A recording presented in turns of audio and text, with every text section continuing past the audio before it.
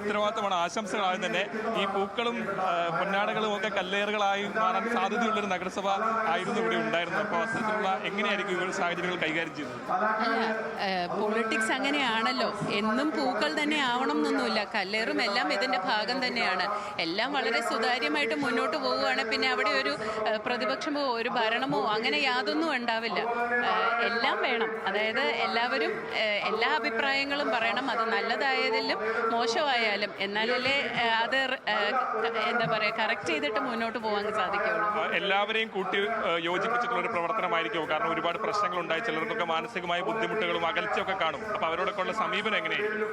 അത്ര തന്നെ ഉള്ളൂ. എൻ്റെയും ഇപ്പോഴത്തെ ഒരു തോട്ട് പ്രോസസ്സ് എന്ന് പറയുന്നത് എല്ലാവരും ഒരുമിച്ച് പോകണം. അതിപ്പം അത്യാവശ്യമായിട്ടുള്ളൊരു കാര്യം തന്നെയാണ്. അത് നീഡ് ഓഫ് ദി അവർ തന്നെയാണ് എല്ലാവരും ഒരുമിച്ച് ചേർന്ന് പോകണം എന്ന്. അതായത് പല മുനിസിപ്പാലിറ്റിയുടെ ഇപ്പോഴത്തെ ഒരു പ്രത്യേക സാഹചര്യത്തിൽ, ഇപ്പോഴത്തെ ഫിനാൻഷ്യൽ സിറ്റുവേഷനിൽ നമ്മൾക്ക് ആ ഒരു വലിയൊരു കടമ്പ തന്നെ കടക്കാനുണ്ട്. അതിന് ഇങ്ങനെ തന്നെ ചെയ്യണം. എല്ലാ കാലത്തും കോൺഗ്രസ് ആയിരിക്കാൻ ആഗ്രഹിച്ച ഒരാളാണ്. ഇനിയും അങ്ങനെ തന്നെ ആയിരിക്കും? മാനസികമായി കോൺഗ്രസ് ആയിരിക്കും? അതെ അതെ, ഡെഫിനറ്റായിട്ടും. മറ്റൊരു കാര്യത്തെക്കുറിച്ച് ചിന്തിച്ചിട്ട് പോലുമില്ല.